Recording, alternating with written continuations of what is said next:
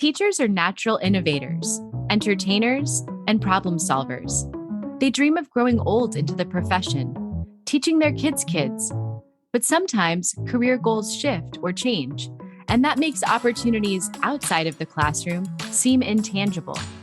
Questioning, who am I if I'm not a teacher?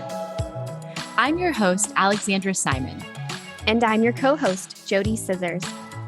This is The Great Teacher Resignation.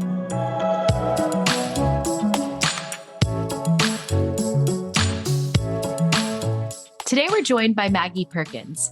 Maggie is a former teacher, Ph.D. student, and educator advocate. After 8 years of classroom instruction, she transitioned out, but uses TikTok to advocate for teacher needs in a rapidly declining educational landscape. Welcome to the show today, Maggie. Hi, thank you. I'm glad to be here. Glad you're here with us today.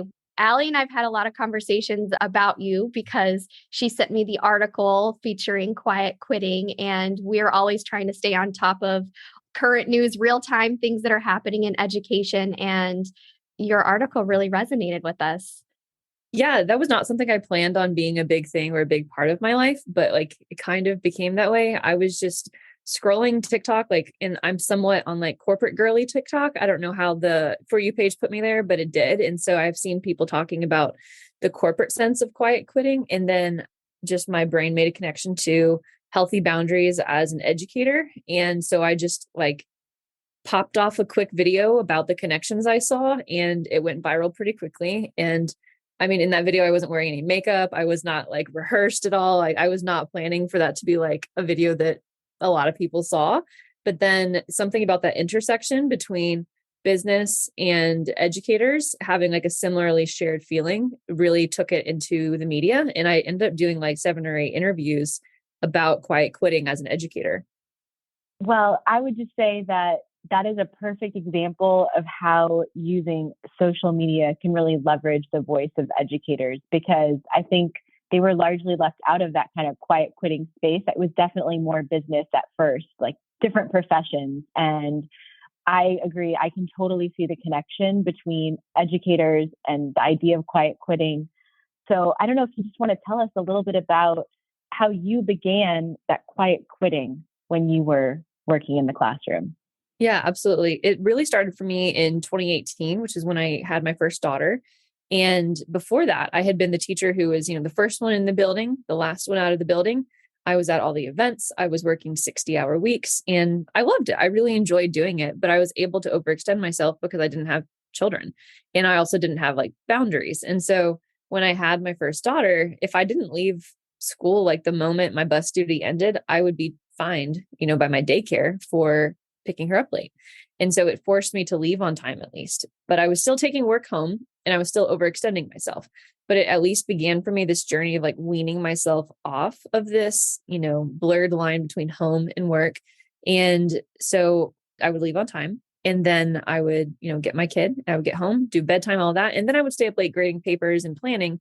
But I did at least have a line drawn between the two worlds at that point. And over the next 3 or 4 years, I continued to wean myself off of that, and eventually stopped taking work home, and then eventually stopped coming early. And then eventually, all these things began to fall into place where I was able to develop a boundary between work and life.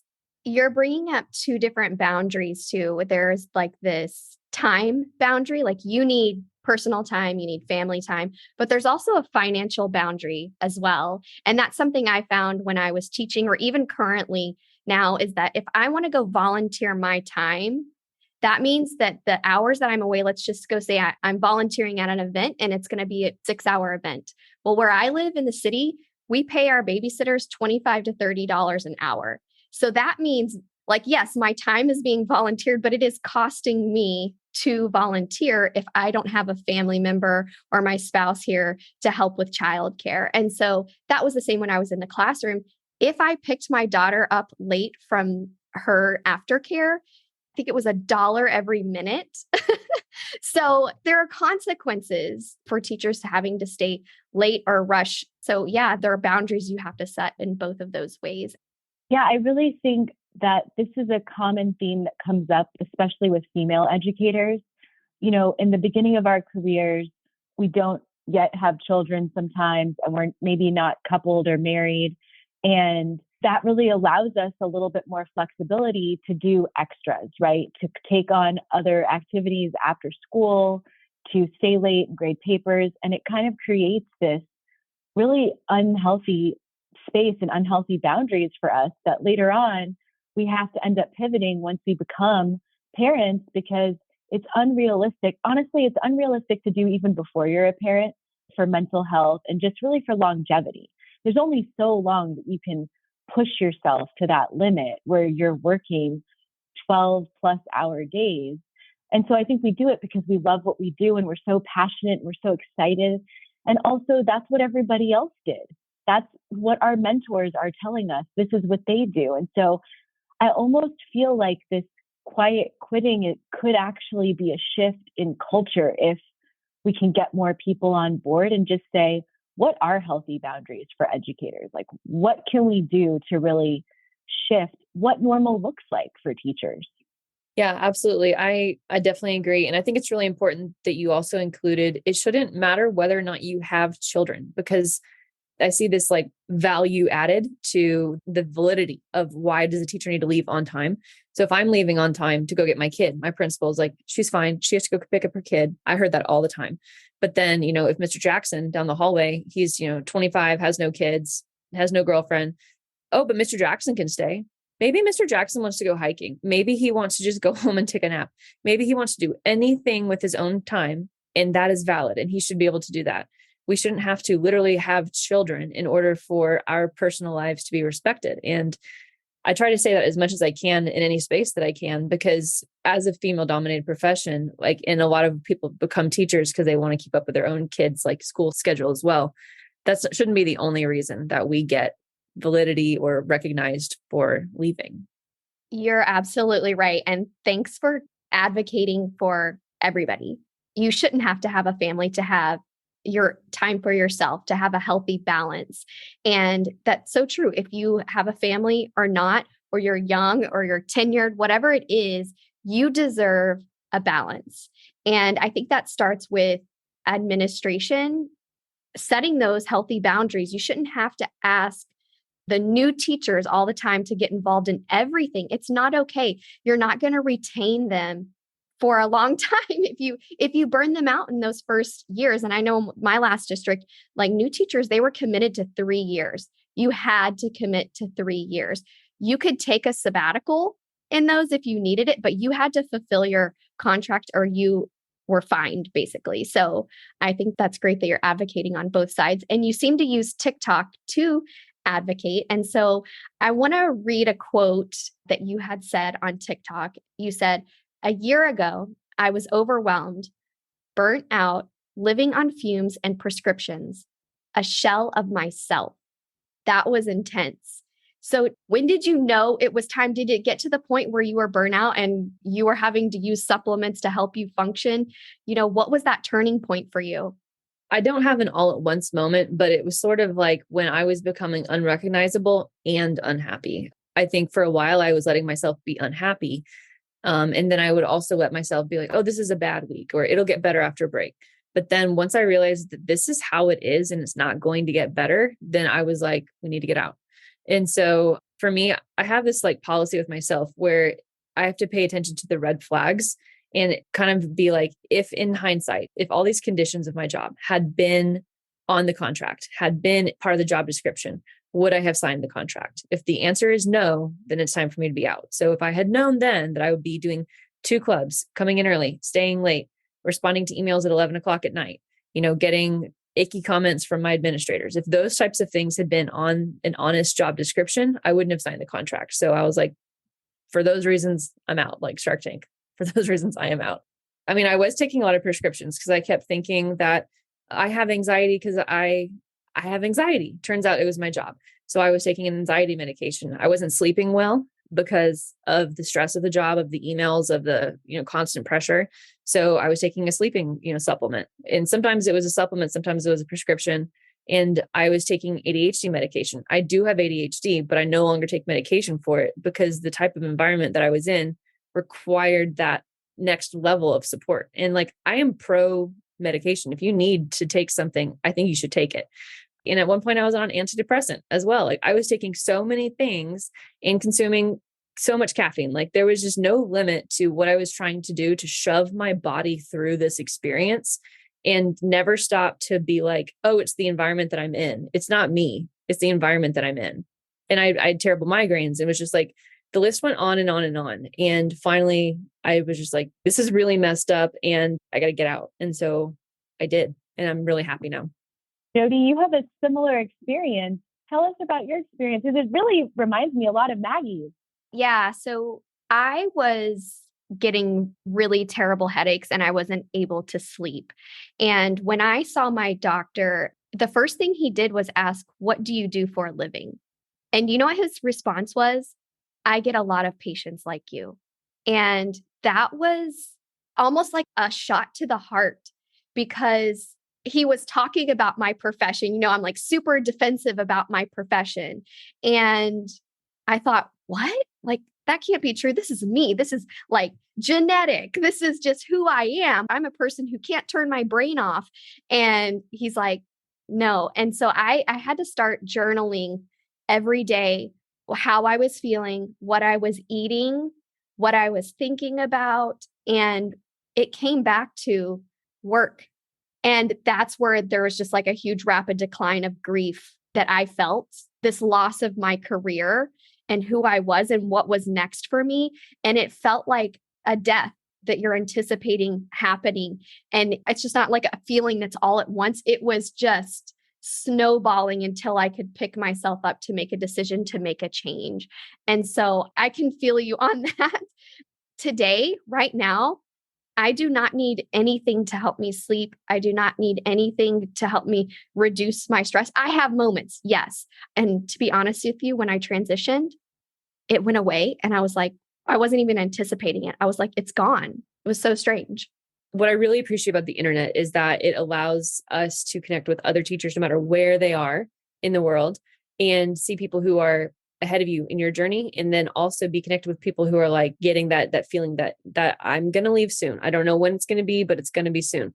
And so it's like we're in all these different seasons of this transition, and I can look to people like you and other people on TikTok who have made the transition and feel solidarity there. And I can also say, this is what I'm working on. This is what I'm unpacking. And this is where I'm currently at, like sharing moments that would be considered raw or vulnerable, with the world. And I'm doing that because I know that when I heard that from people, it gave me comfort, it gave me strength, and it showed me what my way forward would be. So because I needed moments to not feel alone, now it's my position to help other people not feel alone as well.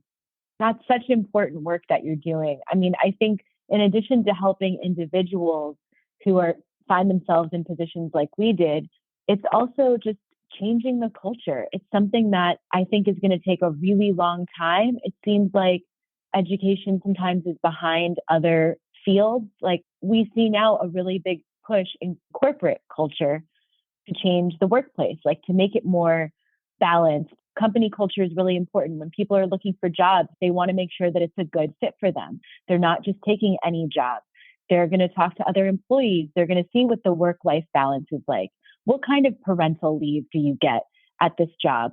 And the big companies we know, like Google and Bloomberg, and there's lots of companies, they offer amazing parental leave for both parents. And with educators being so like female dominated, we're really behind the curve because we don't offer that level of support for families and for parents.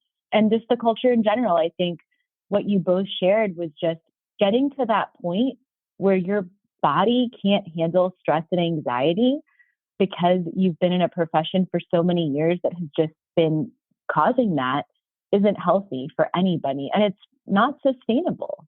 We can't keep expecting teachers to do that. So I hope that our conversations can help, push that needle a little bit and inspire others to try to do this work and try to fix these problems. But it feels to me like it's systemic. Like we're not just going to have a solution tomorrow, unfortunately. So Maggie, what's next for you? I know you're a PhD student. What are you studying? What is next for you right now? So initially I was studying teacher education because I went into the Ph.D. thinking that I could help improve the quality of education by helping improve the quality of teachers in it. And then I realized that it's systemic. And so I was like, well, I'm going to transition. So I'm in a completely different department now.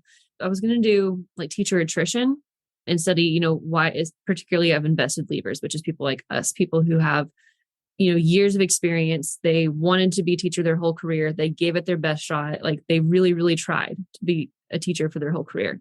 And ultimately they left. So invested leavers, I think, should be for us, the canary in the mine. If these people are leaving, why are they leaving? What can we learn from them? But even then, I feel like it's too little too late. Like this is going to get a lot worse before it gets better. And even if there's quality research on it, people aren't going to listen to that research. So my new shift is probably to study teacher emotionality, teacher identity, and teacher grief, because those are three things that haven't been totally intersected yet. But as the great resignation is occurring within education, we have thousands and thousands of people who are experiencing loss of identity, grief of a career, like you mentioned, like all of these things that we feel like alone. We feel like we're the only person who formed their whole identity as a teacher. But like everyone's passionate about it, but like I shouldn't be mourning being a teacher. I shouldn't feel this sad when I go into Target and see the school supplies out. But it's experienced by so many people, and there isn't like a pool of research on this experience.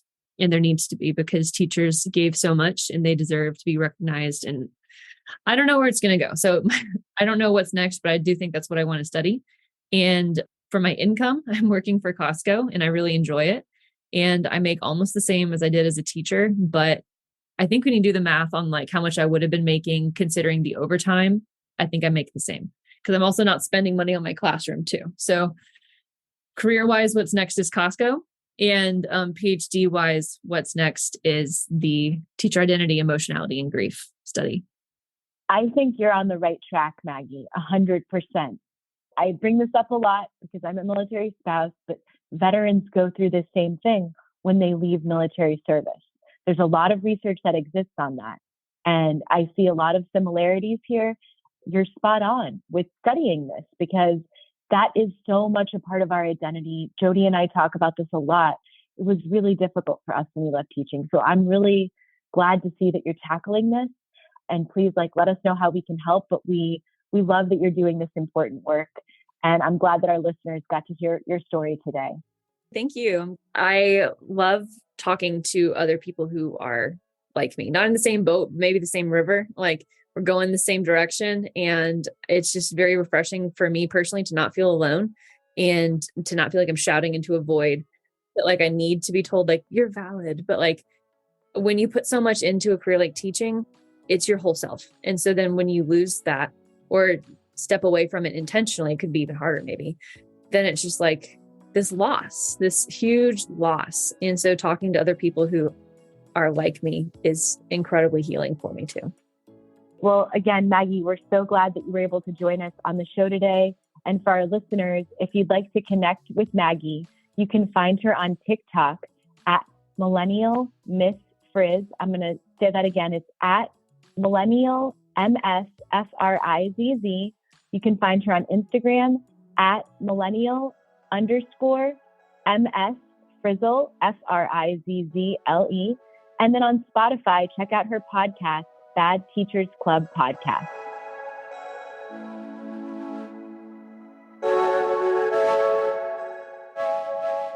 If you liked the Great Teacher Resignation, give us a 5-star rating and follow us on Instagram, Facebook, Apple Podcasts, Spotify, Google Podcasts, Amazon Music, and Audible. Today's episode was written and recorded by me, Alexandra Simon, and my co-host, JoDee Scissors. Executive produced by Teacher Brain. Produced and edited by Emily Porter. Original music, Emoji by Tubebacker. Special thanks to our sponsor, Paper Planes Ed.